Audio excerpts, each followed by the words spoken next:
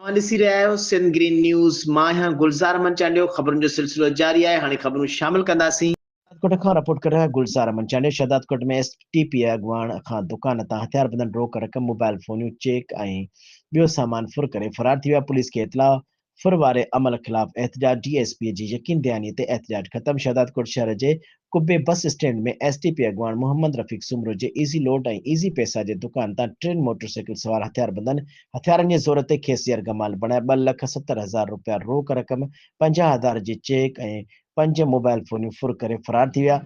फुर वाक़े जो शहर जे A section Thane ji police खे इतला ॾिनो।